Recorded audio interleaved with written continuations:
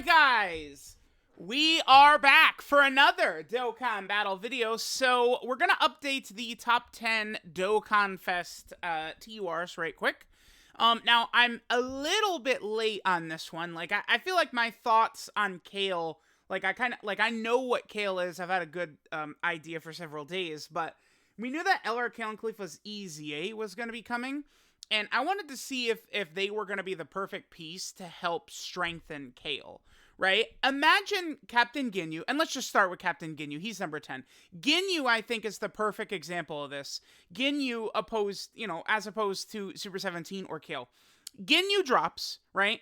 Imagine they drop Ginyu, but then Raccoon, Goldo, and Birder and Jay sucked. They were like Tech Frost level or something. Like, Ginyu would not be thought of the same way. Like, he'd be very good, but, like, you have to use those Ginyu Force members alongside him, and then you just lose over and over. It's not Ginyu's fault specifically. Like, Ginyu's not the one getting you killed, but in order for Ginyu to be used effectively, you have to bring these subpar units. Well, I mean, that's kind of the way that Super 17 and Kale are structured right now, where Dokkan... the main problem is the banner units. Like, they drop God Goku, and they give him an insane banner unit that's not really needed. Like he's great. I love using that Vegeta in a lot of teams, but God Goku doesn't need him. Whereas they drop Super 17 and Kale, these characters that need help, and they're just like, yeah, shitty banner units who suck ass and will do nothing for you. Frost and Dr. Zhou and Mew, yeah, they look nice on paper, and then they get blasted off the field in one hit. You're losing by bringing them. So that is an issue. Now, I wanted to wait until Kale and Khalifa's EZA would come out so I could see what they were like, and then I could really make a final determination for Kale. And I think I have made one. So we'll keep going. Ginyu is still very strong, but I would say that like the characters around him, it's not that Ginyu has like fallen dramatically off or anything like that, but there's just like way better characters on all of the other teams that are not Ginyu's team, right? Like, you look at Ginyu's link set, you want to run them with Ginyu Force characters. Well, guess what? We're not getting Ginyu Force characters that are new anymore, right? Like, Ginyu had his time in the sun, but that time is basically done, essentially. Ginyu is kind of kaput. All right, next is Tech Bardock. Tech Bardock, his main value is the Scouter. This is what makes Bardock who he is. If it was not for the fact that he gives you the first 5 turns of Scouter, like, this character's kit would be much stronger. Using this guy can be very good, but it's very easy for him to get caught, and it can be tough for him to build up as well. He has to... I don't like that he has to do these 3 super attacks. I find it... Because this Bardock really becomes a floater, and then you need to build this up, and it just becomes very tough. I don't know, like maxed out, juiced up Bardock is great, but the Scouter's his main role, but it's too easy for him to get caught. I mean, at this point, we've been staying in a very similar sort of meta for a while, so we're getting more, guard damage reduction dodge characters who there's not really this huge risk. Why am I going to run some of these characters who are just going to a one-shot factory, right? Like, I'd rather just run the safe option and win every single time.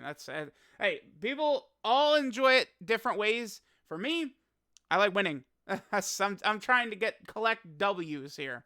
All right, next we have Int Majin Vegeta. I feel like Int Majin Vegeta's hanging in there.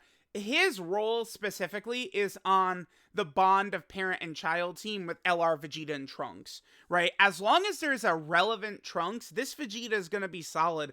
This guy could outage most characters on this list, probably even still, but it's very conditional on a Trunks character. I want to repeat myself for the 1,000th, millionth time. This guy was not underrated on release. He was not. There was no good Trunks characters on release. If you remember, they did the same thing to this guy that they did to Kale in Super 17. They dropped a banner unit who, if that banner unit was a god, would have made Vegeta so much better. The Kid Trunks and Kid Goten, but they sucked. They were terrible, so it just hurt Vegeta so much, right? Vegeta's the same type of release that Kale and Super 17 are. But Vegeta eventually got the best unit in the game as his partner, which helps him out and really makes... And Vegeta and Trunks are one of these super safe units, and they lead probably the best team in the game, the bond of parent and child team. I mean, you could go back and forth that and movie hero. It's probably just a 2-team race between those two, right? But it's like, because the thing is, a lot of these busted characters recently have kind of been on both. Although all the 8th anniversary LRs are pretty much only on bond of parent and child, which is why it's better than movie hero, right? But yeah, Majin Vegeta is definitely solid. He's hanging in there nicely.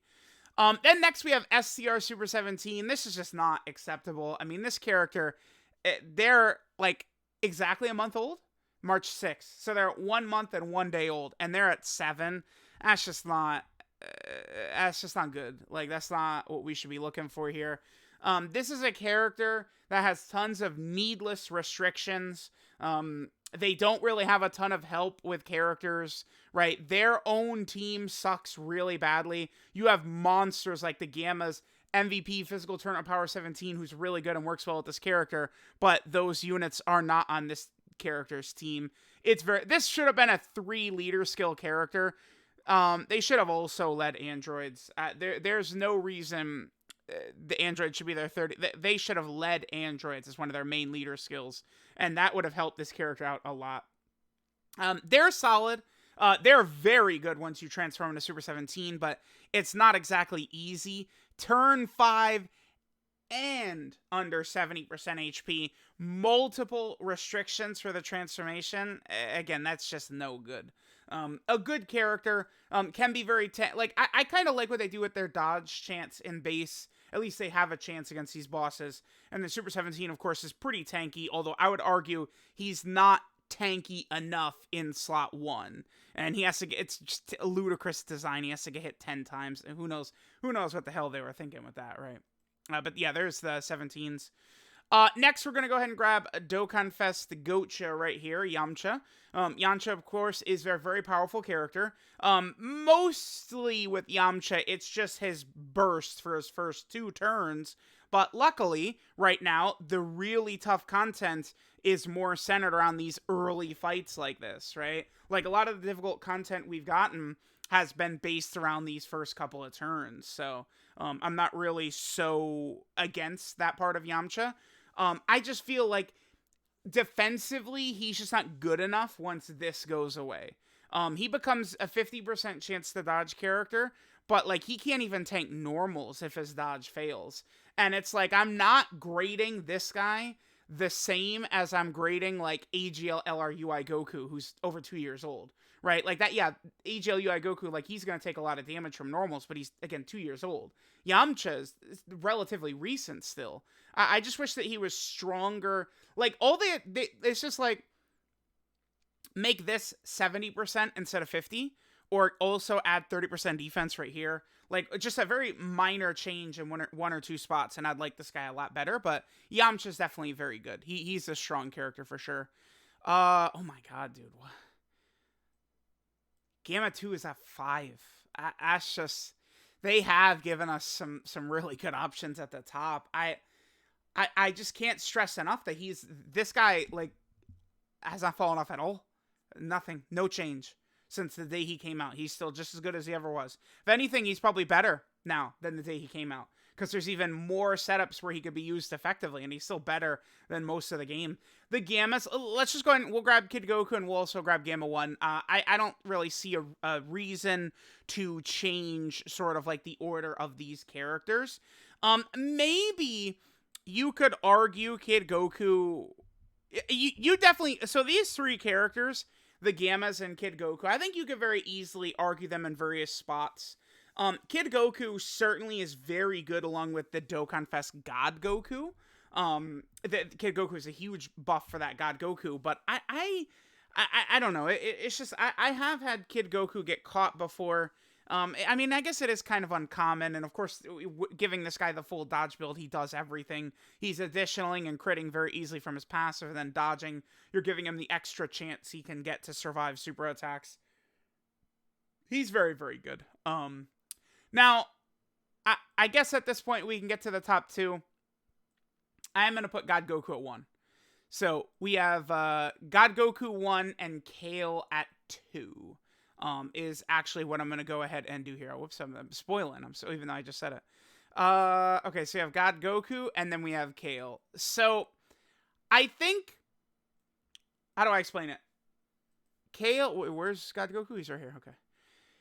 Kale right here is way stronger than she is way better than God Goku right here. Like God Goku is not matching this. He's not. No. But it's not like you don't just get this for free, right? Like Kale has 2 conditions. They're not really so bad, right? Turn 4 with Caulifla or 6 super attacks. Neither are that bad, but Kale, you need a Universe 6 category ally on rotation with her. You do. Because look at this, 160% attack and defense, and a 70% chance of an additional super with the Universe 6 category ally. And then in Super Saiyan 2 form, with the Universe 6 category ally, she gets guaranteed guard and 160% defense. You have to have a Universe 6 character with her, and Universe 6 is just flat out not good enough. It's not. You don't have characters who are good enough here. LR, Kale, and Caulifla, after their EZA, they certainly can hang out in slot 2 for Super Saiyan 2 Kale, but at the start of the fight, neither of these characters can go slot 1. They get bullied. They get bodied. It's really bad. And it's like she needs a Universe 6 unit. Very fight-specific, Tech Caulifla could be used. I mean, the thing is, if they gave us more Universe 6 peppy gals, like Tech Caulifla, like the more options we get, the better she becomes. Because remember, she has guaranteed dodge against Pure and Saiyans and Universal Survival Saga, but she also has this stacking dodge chance as well. So if the team would be built up, she becomes even better too, and she can get over a 100% chance to dodge just from this ability right here. So, you know, if they wanted to easy SCR Kefla, if they wanted to drop an LR Kefla on us, you know, those types of things would be very good. I mean, LR Kefla and LR Hit, neither of those have happened yet. Hopefully one of them will happen, probably like the 19th would be the LR's release date, or the 18th? 19th or 18th. Because I anticipate we will get details for the new character, like when the World Tournament is finishing and stuff like that, like right as it's wrapping up. So when we should get the details for the new LR. Hopefully it's a character here, but, you know, it's just, you will run this team, and Kale is completely unbelievable, but then you die because the characters around her are dying. That's what happens, right? Like, it's like, I have to hold that against her when God Goku, listen, he has restrictions. He has essentially 2 restrictions. I guess a couple of restrictions. You want to use 6 out of 7 superclass allies on the team. Right, you can run one villain, but you want to have 6 superclass allies on the team, and you know, 1 villain at that point. And then he does need 3 key spheres, and he gets 50% attack and defense and an extra 30% chance to dodge.